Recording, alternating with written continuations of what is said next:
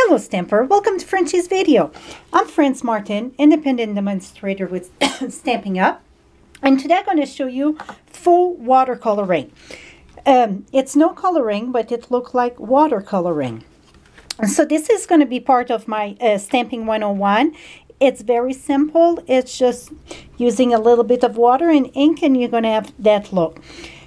I love those little mist bottle that we get because the mist come very soft. It's not big chunk of water. So to do this technique, I would recommend those bottles that we sell in Stampin' Up catalog. And so I'm using Blooming with Kindness, and we're going to be using this one. I use So Saffron, but I want a little bit darker, not darker but brighter yellow. So we're going to use Daffodil.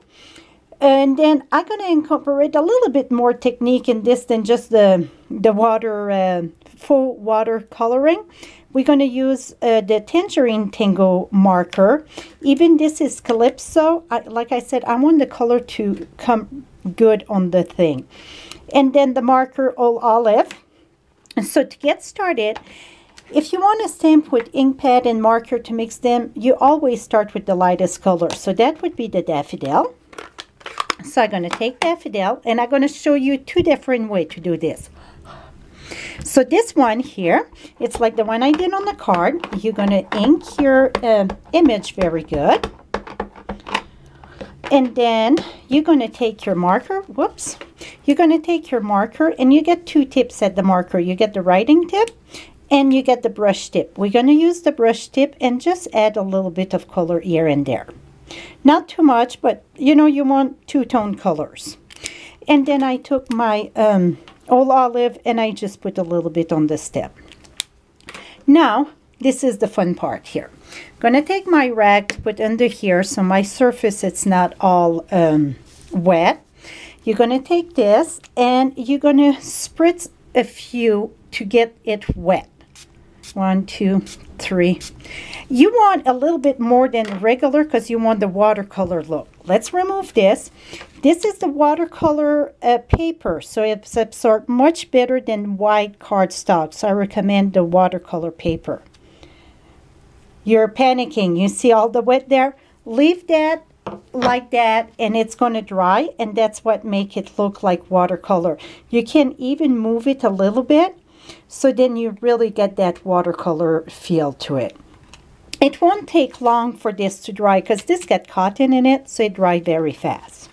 Now, the next one, we're going to wash our stamp here because remember we get two-tone and it's wet. So let's wash this. We're going to do this, the same thing at the beginning. We're going to stamp this. Now we're going to take our marker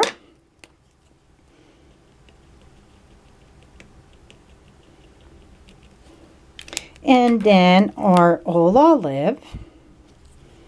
Now we're going to stamp. You see, I off on the stamp because, you know, I took my time. Stamp on your cardstock, and that's watercolor cardstock. Let's remove it. Now we're going to spritz right on top of this. And that's going to give us our look of watercolor.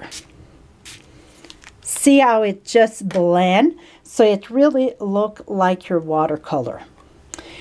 So this one I had a lot more tangerine. You can see the difference in the color. Here I get more of the yellow. And here I had more of the tangerine, and I had less water. But let it dry, and you're going to have the look of watercolor. This is my full watercolor for you for my Stampin'101. Hope you learned something new. Till next time, happy stamping, my friends.